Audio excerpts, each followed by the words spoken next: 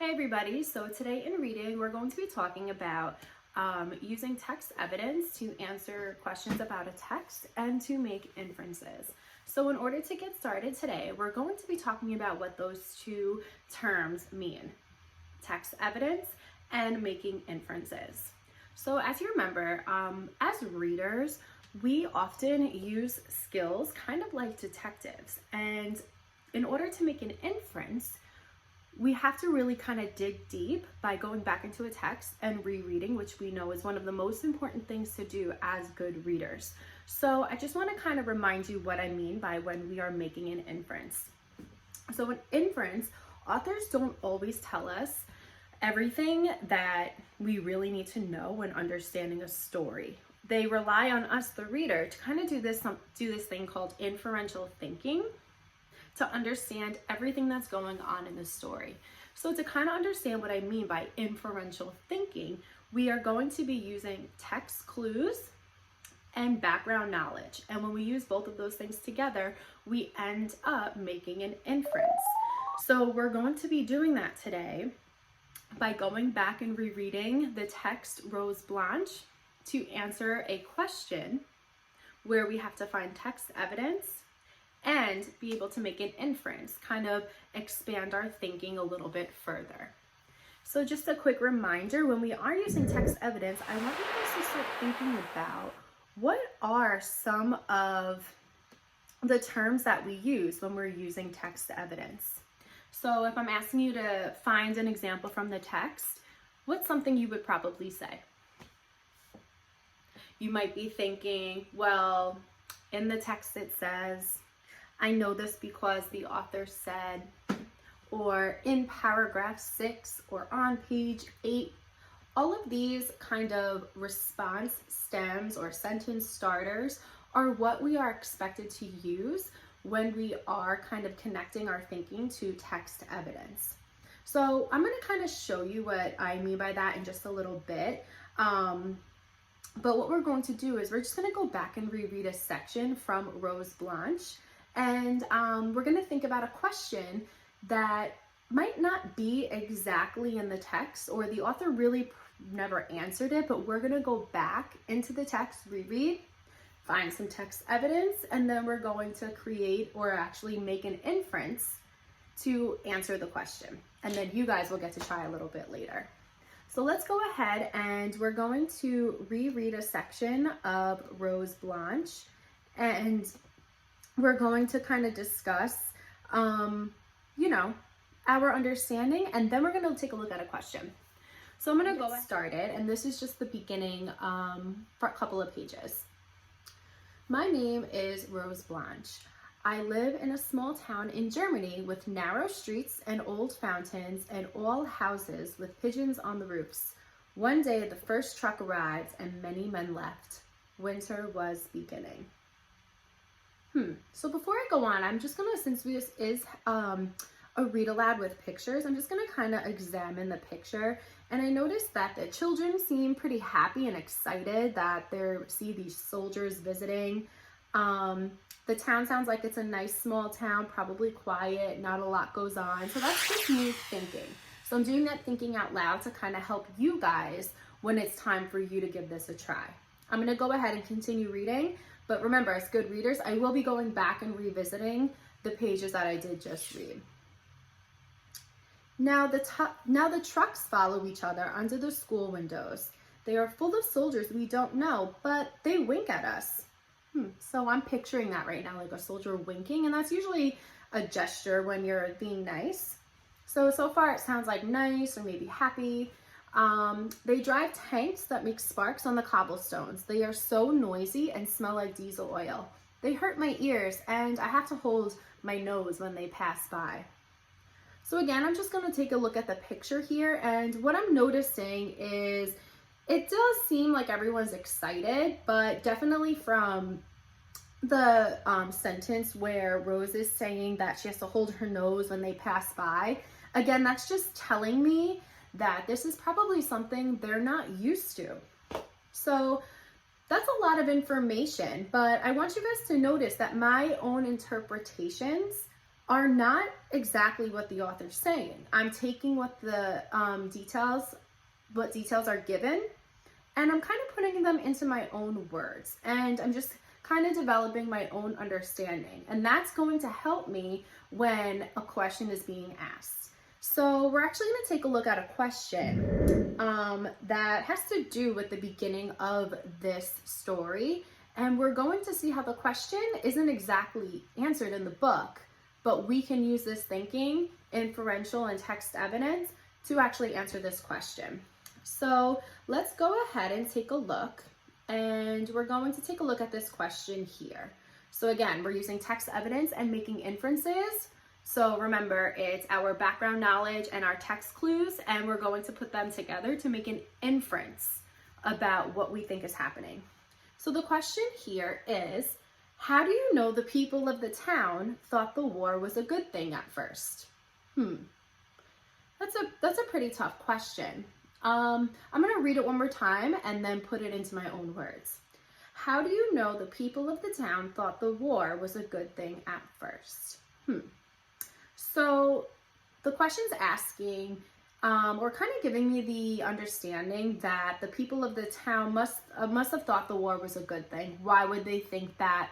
I know that the author didn't just say, by the way, the town thinks this is great.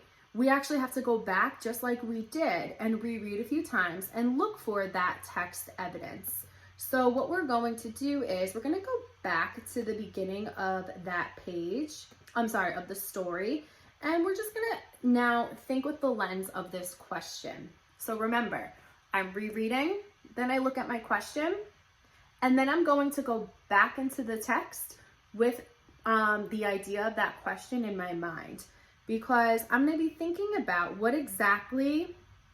clues is the author giving me and what do I already know. So we're looking for the text clues, and we're going to be thinking about our background knowledge, because remember, the authors don't always tell us everything. We're kind of like detectives here, figuring it out.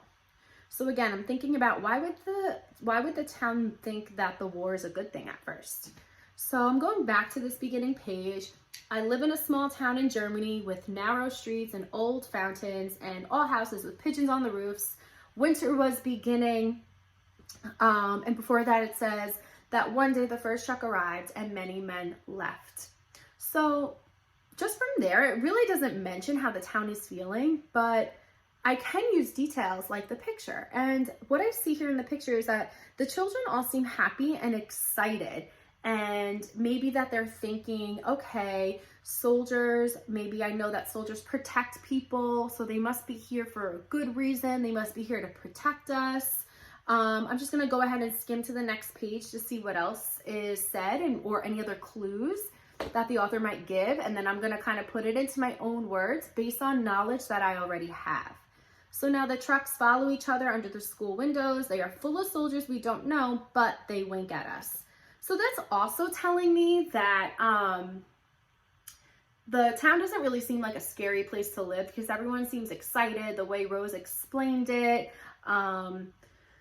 She also mentioned how the soldiers winked at them, and that makes me think that the soldiers are nice people. So maybe everyone kind of thought that this was going to be a good thing, that they were going to be protected.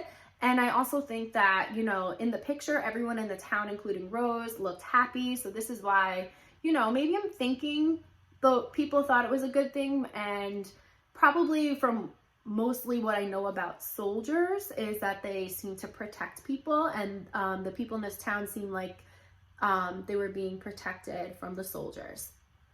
So do you see how I kind of just took the details from Rose Blanche from the text and I just put it into my own words?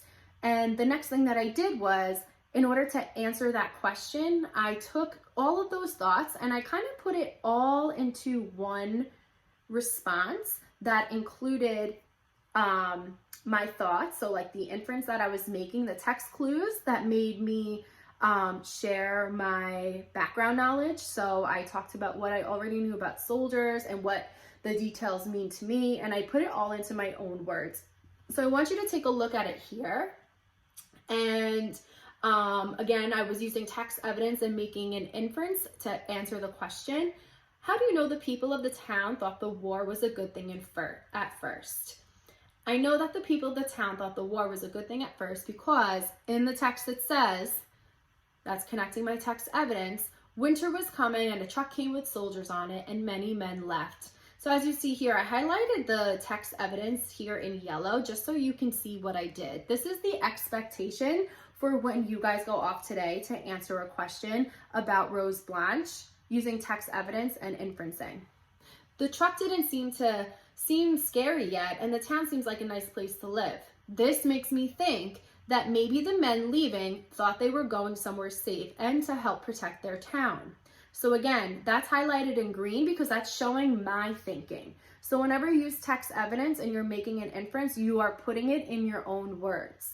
So I just want that to be clear here. So when you're answering questions, I want you to push yourself to be writing 4 or 5 sentences, even though I know all of you can do much more. But the important thing is that you are finding text evidence and then pushing your thinking, making inferences by putting it into your own words, using what you already know. And I'm just going to continue reading the response here. Also, the author says they wink at us, talking about the soldiers. This could mean that they are nice people. In addition, in the picture, everyone in the town, including Rose, looked happy. This is why I think the people in the town thought the war was a good thing at first. And the way I just ended it here was I just kind of, again, wrapped up my answer and I restated what the question was asking me. So one of the big takeaways from here today is you want to think about the information that the text is giving you, but you want to keep in mind that the author does not always tell us everything. The author didn't say in the beginning, oh, and by the way, the people of the town are excited for the war, or this is how they feel. We took the information the author did give us, those details, and we put them into our own words based on what we know, which in other words is just making an inference. So I hope you guys can give that a try today. There is everything that was posted here in the video is also posted on our Google Classroom. So you can use all of this material to help you. And I'm really looking forward to reading your responses today because I want to see more than a sentence or two. I think everyone should be able to use this example as a guide to writing at least a paragraph today. So remember, text evidence and inferencing, text evidence and background knowledge is creating your inference, okay? So let's get started.